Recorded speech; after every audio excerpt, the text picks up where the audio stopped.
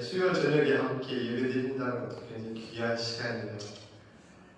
귀하게 아름답게 또 마음 위로가 됩니다. 오늘 말씀은요, 어버이 주일 때 제가 생각했던 말씀이고 나눴던 말씀인데 오늘 이 시간에 나누려고 합니다. 여러분 가시 물고기 아시죠? 등뼈에 가시가 있다고 해서 가시 물고기죠. 물이 많이 있는 또 맑은 하천 중류에 물풀이 있는 곳에 많이 산답니다. 가시 물고기는 둥지를 만들어 둥지 안에 알을 낳습니다. 암컷은 알을 낳고 둥지를 떠나 죽습니다. 수컷은 암컷 대신 나와 알을 돌봅니다. 수컷은 지느러미로 알에게 신선한 물과 공기를 데워주고 입으로 알을 돌려가면서 부화가 잘 되도록 돕습니다. 수컷 가시 물고기가 알이 부화되어 새끼 물고기가 되면 태어난 환경에 익숙해질 때까지 다른 물고기들로부터 보호하여 길러줍니다. 그리고 마지막으로 수컷 가시 물고기는 갈기 찢김목으로 그 새끼 가시 물고기들의 먹이가 되어 줍니다. 이 가시 물고기를 보면서 수컷 가시 물고기를 보면서 저희 어머니의 모습을 생각합니다. 지금 하와이에 계신데 눈이 어두워서 잘 보지 못하시고 그 다음에 무릎이 아파 걷기를 힘들어 하시는 걸 보면서 아들 셋을 잘 키우느라고 자신을 희생하신 어머니의 훈장과 같은 모습이라고 생각됩니다. 자식이라면 최선을 다해 헌신하셨던 어머니, 그리고 그 헌신적인 어머니 옆에서 묵묵히 지원하셨던 아버지, 두 분의 헌신이 있었기에 오늘 제가 여기 있음을 세상 고백하게 됩니다. 여기 계신 어머니들도 수고 많이 하셨죠. 헌신적으로 또 자녀를 낳아 또 키우고 또 봉사 헌신하셨습니다. 쉬운 일이 아니죠. 여인들은 연약하지만 여자는 약하지만 어머니는 강하다고 하지 않습니까?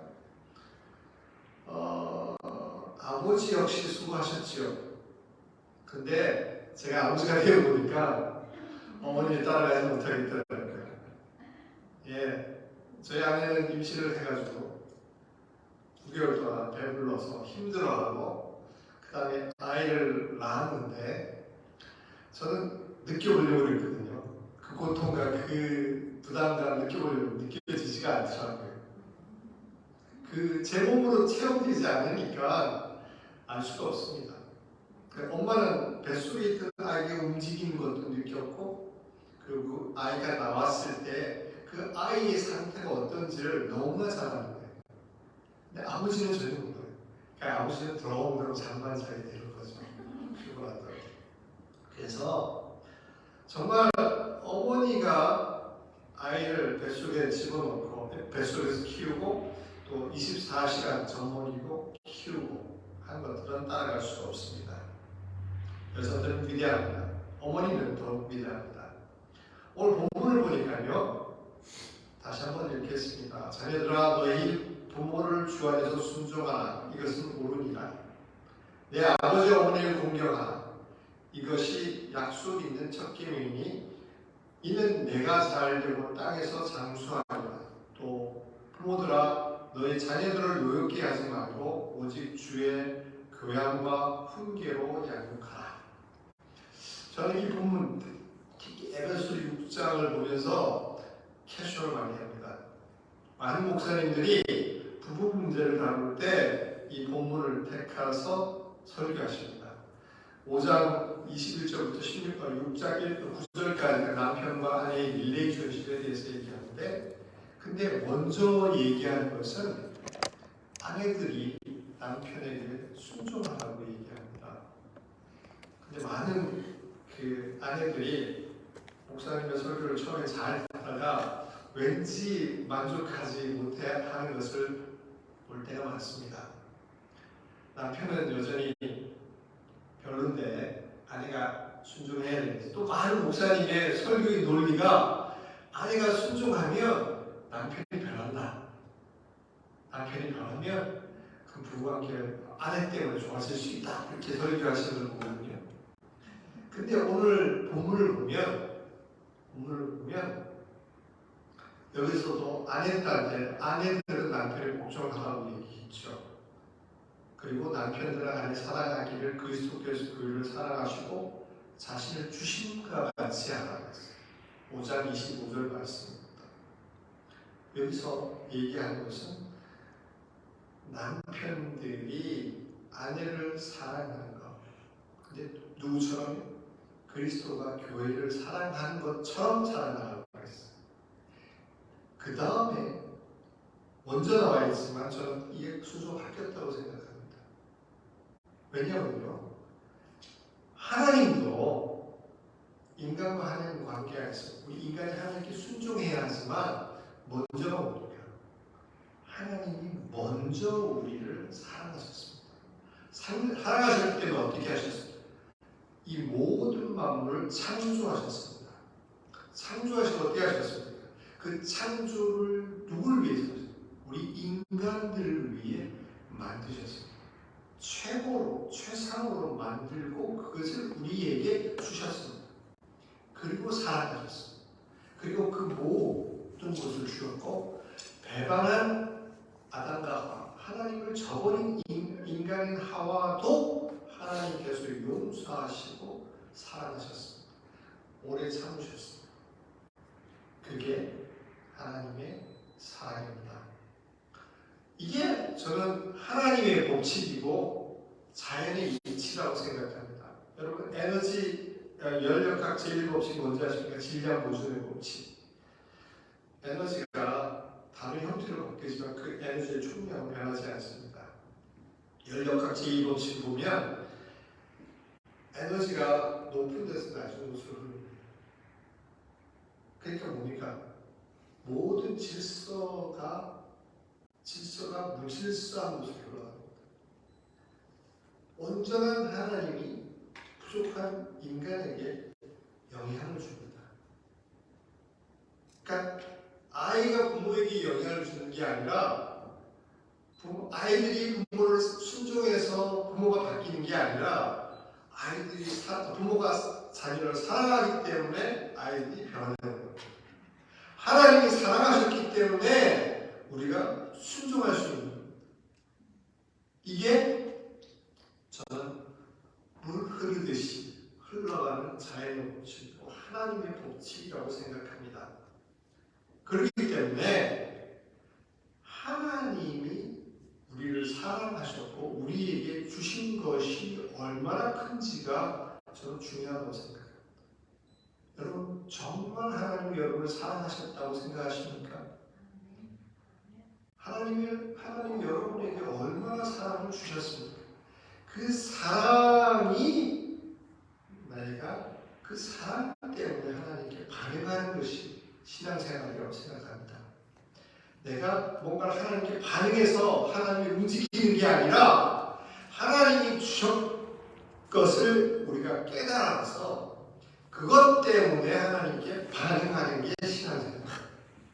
만약에 거꾸로 됐다면 우리의 신앙생활은 자연과 하나님의 법칙과 역행하는 겁니다.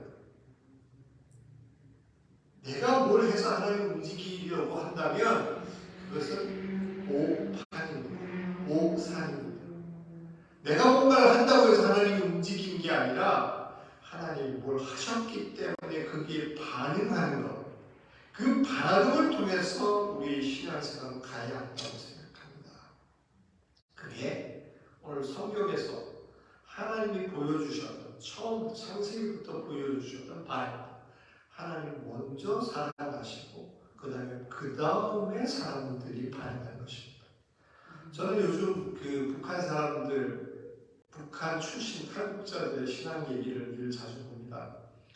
그분들이 통독하면서 신약 성경을 100독하고 구약 성경을 10독하고 500구절을 외우고 하면서 그들이 하나님을 발견하고 그 다음에 하나님이 자신을 사랑하는 것을 깨닫고 내가 이제 그 사랑과 하나님이 주신 은혜에 반응해서 내가 북한에 다시 돌아가서 나의 삶을 드리겠다고 헌신한 사람들, 그리고 그 사람들이 순종해서 순교하는 그런 얘기들을 들을 때 감동을 받습니다.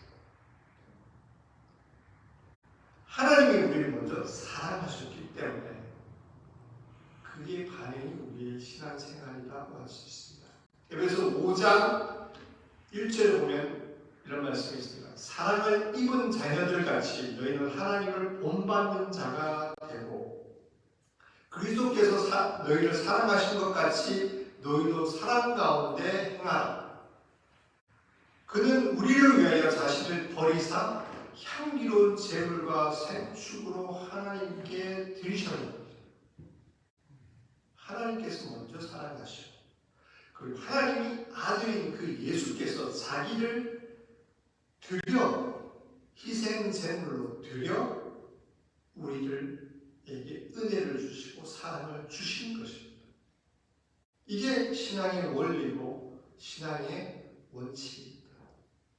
예수가 먼저 자신을 버리고 십자가에 죽으사 우리를 위한 희생 제물이 되셨습니다.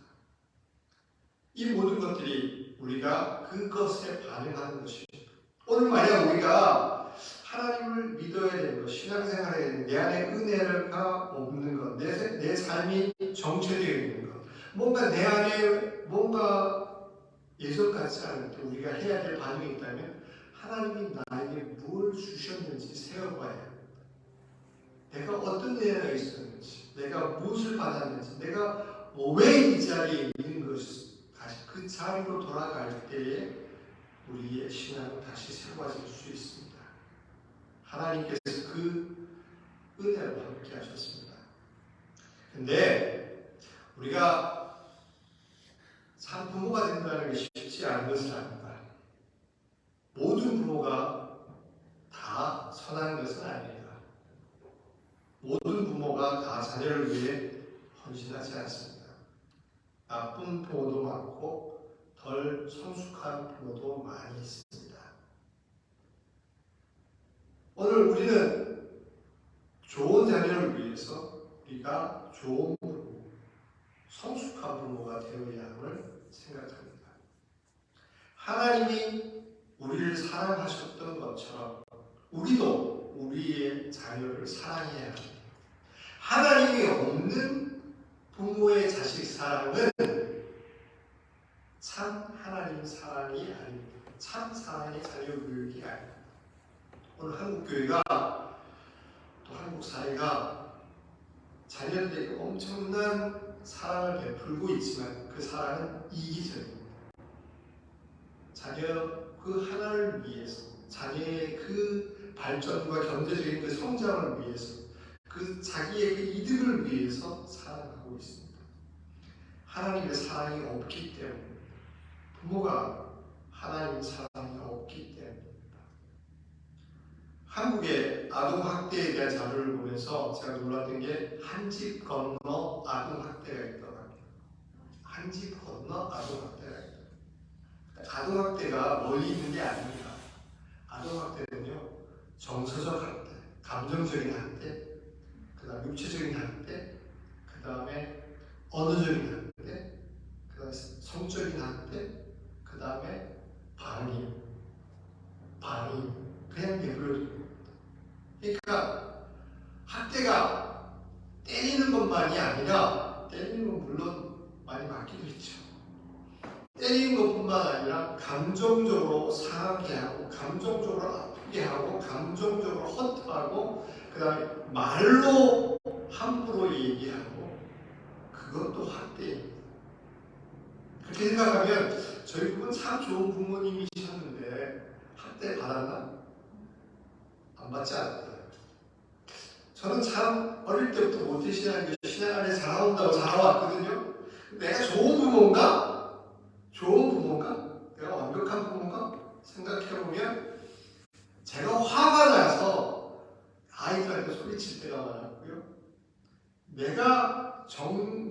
되지 않는 나의 생각을 가지고 아이들을 윽박질 때 더 원합니다. 그것들이 다 우리 아이들의 상처로 남아있는 것을 봅니다. 어떻게 보면 우리가 몰라서 그럴 수도 있고, 우리가 여러 가지로 부족할 수도 있고, 우리 부모들이 부족할 수도 있습니다. 그렇지만 다시 한번 우리가 이 5월달 가정의 이 단을 생각하면서 우리가 생각해 봐야 합니다. 우리가 변화되어야 합니다. 내가 70이고 80이고 내가 60이고 40이고 내가 변화되어야 내가 참 사랑을 할 수 있습니다. 참 사랑을 나의 자녀들에게 나누어 주어야 그 자녀들이 새도가 될 수 있습니다. 그러기 위해서 우리는 끊임없이 하나님을 추구해야 합니다. 맞습니까? 오늘 여기 계신 분들, 여기 오셔서 찬양하시는 분들이 한 분들이 이게 다른 게 아닙니다. 하나님을 추구하는 겁니다. 하나님께 찬양하고 하나님 말씀 이 시간에 딴 거 하지 않고 이 시간 와서 하는 것 자체가 저는 하나님을 추구함이고 하나님을 찬양함이고 하나님을 바라보는 거라고 생각합니다. 그렇기 때문에 우리는 좋은 부모가 될 소양들을 많이 갖추었고 또 그 일을 위해서 하고 있다고 생각합니다. 그렇지만 끊임없이 우리가 하나님으로부터 배워야 합니다. 하나님이 어떻게 하셨는지, 하나님이 이스라엘 백성들이 어떻게 말씀하셨는지, 어떠한 태도를 보이셨는지, 어떤 표정을 가지셨는지, 어떻게 문제 있는 자녀에게 어프로치 하시는지 우리가 배워야 합니다. 그 배움을 통해서 우리가 변화가 일어나야 합니다. 저는 자연의 이치가 보면 우리 인간은 다른 동물에 비해서 태어날 때 24시간 부모의 보호를 받아야 합니다. 3살 때까지도 인간 혼자 할 수 없습니다.